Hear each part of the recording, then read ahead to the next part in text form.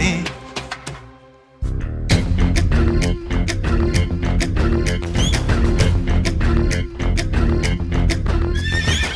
திருப்பாச்சி திருப்பாச்சி திருப்பாச்சி அருவா போல வளைஞ்சி நிற்கிற உடம்பு இது, வளைஞ்சி நிற்கிற உடம்பு இது.